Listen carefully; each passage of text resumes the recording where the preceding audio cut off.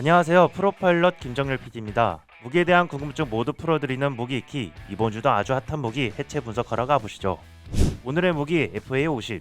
대한민국 최초 초음속 전투기 FA-50은 최대 마하 1.5 이상의 속도로 공중에서 맹활약하고 있는 경전투기입니다. 2013년 실전 배치가 된 FA-50은 이라크, 필리핀에서 가치를 인정받기 시작하더니 얼마 전 폴란드, 말레이시아와도 연달아 조단위 계약을 체결, K방산의 위력을 보여주고 있는데요. 뿐만 아니라 뒷자리 개조, 후방동체 연료 탱크 추가 계획 등 멈추지 않는 개발로 더더욱 많은 수출량이 기대되는 상황입니다. 보라매님도 프로파일럿도 많은 기대를 가지고 있는 FA-50, 계속해서 K방산의 효자 품목으로 거듭날 수 있을지 알아보겠습니다.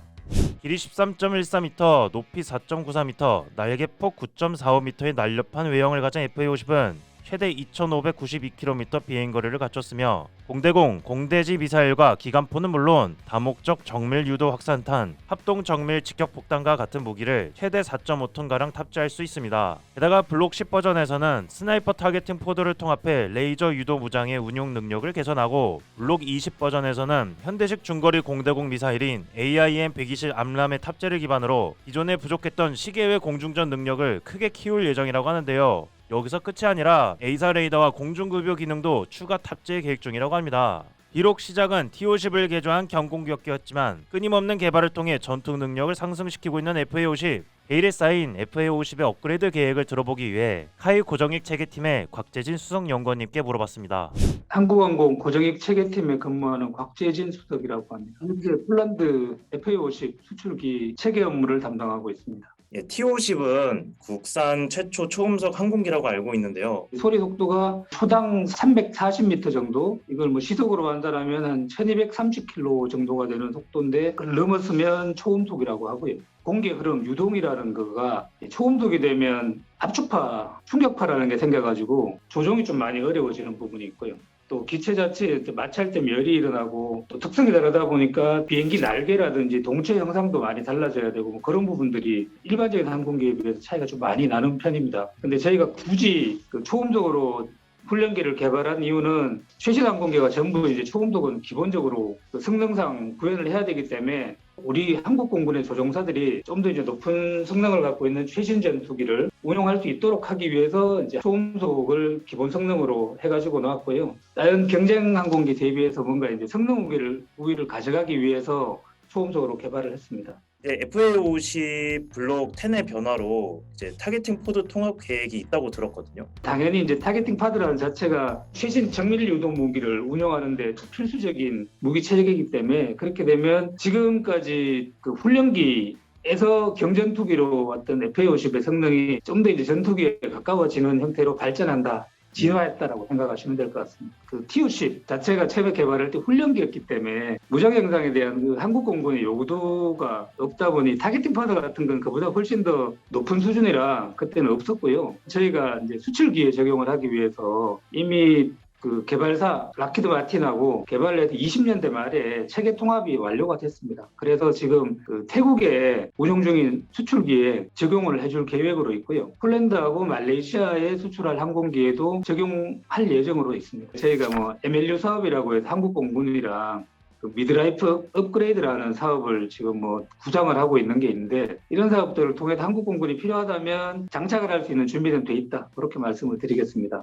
FA-50의 업그레이드 형상, 어떤 성능을 또 갖추게 될지, 또 언제 개발될지 좀 궁금한데요. 저희가 개발해왔던 여러 가지 형상들의 최신 형상을 직대성한 형상이라고 하면 이해를 하시면 될 것 같고요. 한국 공군이 운용하는 T-50, FA-50이 가지고 있지 않은 공중급유 기능, 외부 연료 탱크를 300갤런이라고 하는 좀 더 이제 큰 연료 탱크를 쓰는 거, 또 HMD라고 조종사 헬멧 마운티드 디스플레이, 현대 많은 최신 전투기들이 이제 기본적으로 운용을 하고 있는 게 오그먼트 리얼리티 같은 형태로 조종사 헬멧상에 기존에 밖에서 볼 수 있던 여러 가지 이제 기호 같은 것들이 시연돼 가지고 조종사 임무 수행을 돕는 그런 전투입니다. 그런 것들에 대해서 성능 개량을 할 예정이고요. 그 외에도 A사 레이더라든지 다른 이제 그거에 수반되는 항공전자 쪽에 여러 가지 이제 성능 개선이 이루어질 예정으로 있습니다. 이제 국산 FA-50의 이제 국산 A사 레이더 장착 언제쯤 기대해 볼 수 있냐? 이런 질문을 좀 많이 하는 편이거든요. 아시다시피 KF-21에 국산 A사 레이더가 장착이 됐기 때문에 기술적으로 F-50에 장착하는데 크게 어려움은 없을 거라고 생각은 하는데 항공기에 그런 레이더 같은 주요 장비를 장착하는 데는 단순히 그냥 붙이는 것보다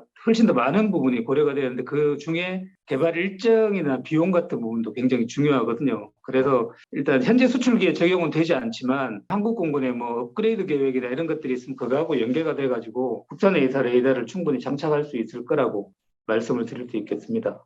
FA50의 단자형 개발을 하겠다, 추진하겠다라고 밝혔는데 대략적인 스펙 좀 밝혀진 게 있나요? 기본적으로 F-50 단자형이라는 게 복조형만 있는 F-50의 후방측 부분을 개조를 해가지고 그 부분을 이제 연료 탱크로 만들게 되면 그만큼 이제 항공기의 임무 반경이 넓어지는 거를 목적으로 하는 겁니다. 일부 수출 국가에서 요구가 있어가지고 저희가 지금 검토를 하고 있는 단계고요. 한국공군에서 또 필요할 경우 적용은 가능할 거라고 생각합니다.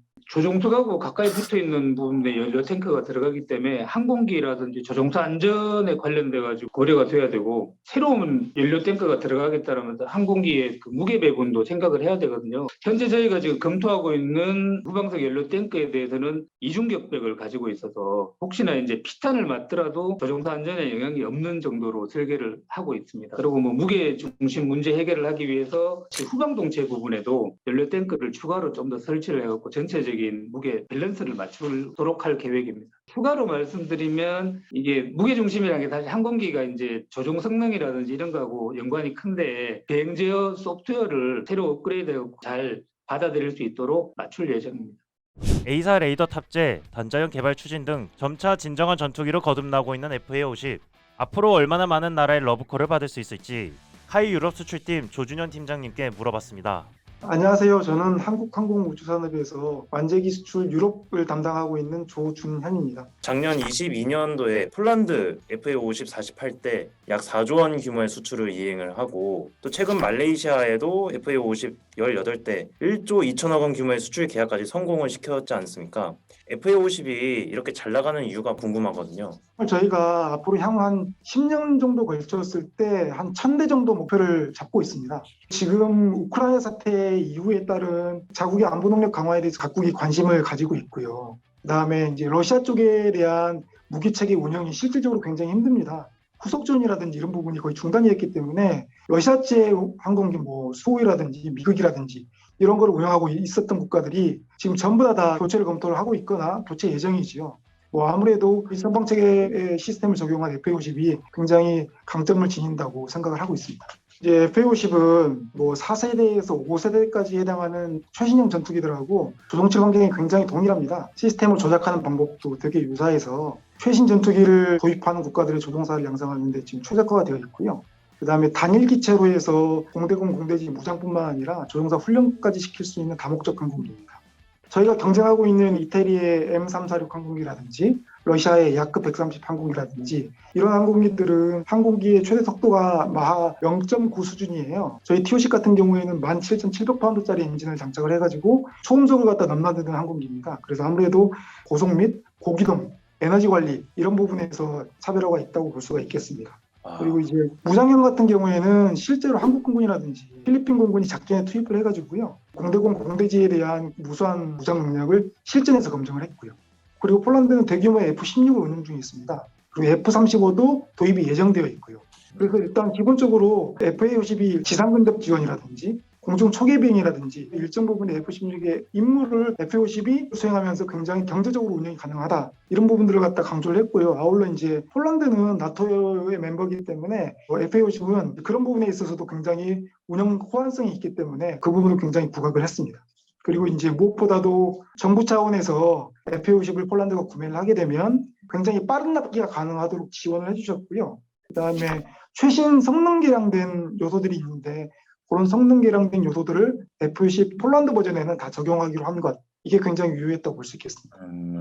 말레이시아는 사실 태국도 운영을 하고 있고 인도네시아도 운영을 하고 있기 때문에 그런 주변 국가하고 말레이시아하고의 굉장히 교류도 많고 우호관계입니다. 그래서 저희 한국의 장점이 아시아 주변 국가들의 입을 통해서 흘러들어갔고 이런 것들이 FA-50 항공기에 대한 신뢰성을 갖다 굉장히 높일 수 있었던 좋은 계기라고 저희는 생각을 하고 있어요. 그리고 말레이시아는 특히나 항공기 외에도 좀 포괄적인 산업협력 MRO라든지 현지 운영 지원이라든지 현지 정비 이런 부분들을 갖다가 현지 업체 능력이 되는 범위 내에서 저희가 같이 파트너십을 맺어서 뭐 기술 이전을 해준다든지 윈윈할 수 있는 방법을 제안을 했기 때문에 그 부분도 기술 외적인 부분으로 많은 좋은 평가를 받았다고 생각을 합니다. 미 해군 고등훈련기 사업이랑 이제 미 공군 전술훈련기 사업에 진출하기 위해서 로키드 마틴이랑 협약을 했다고 들었거든요. 미국 수출용 T-50은 또 어떤 기체인지 궁금합니다.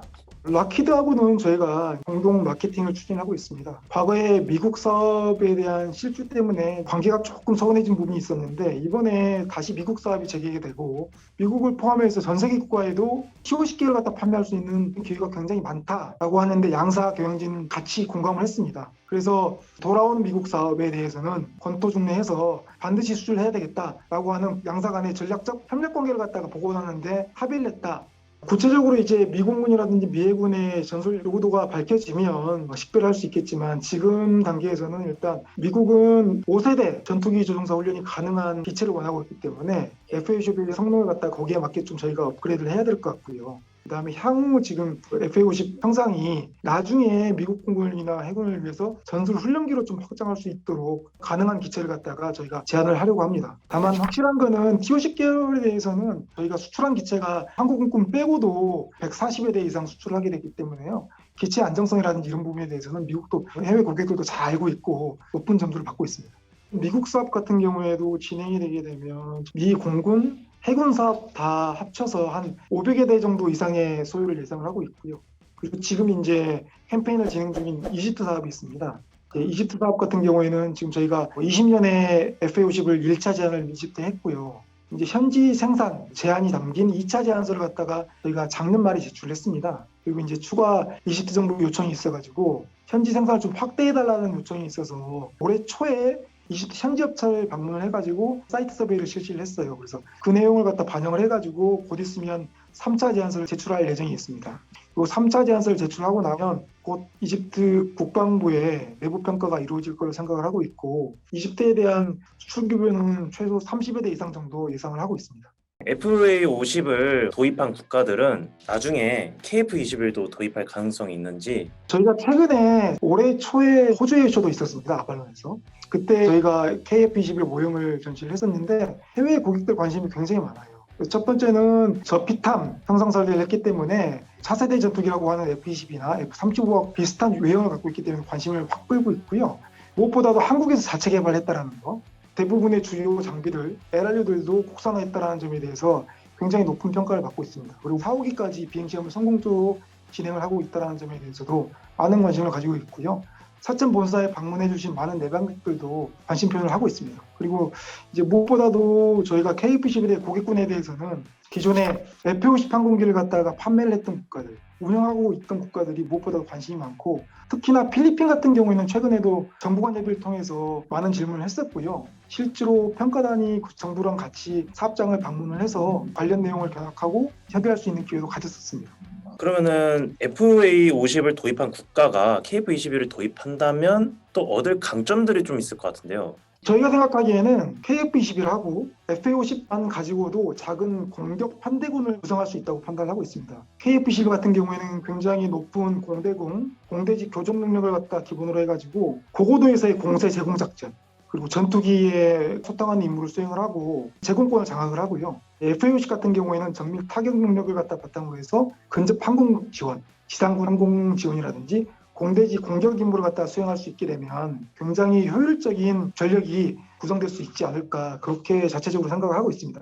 연이은 호재로 더 멀리 날아갈 일만 남은 FA-50, KF-21과 FA-50 유무입 편대가 대한민국 영공을 수호하는 그날까지 프로파일럿이 함께 응원하며 지켜보겠습니다. 오늘 영상도 유익하셨다면 구독과 좋아요 부탁드리겠습니다. 필승!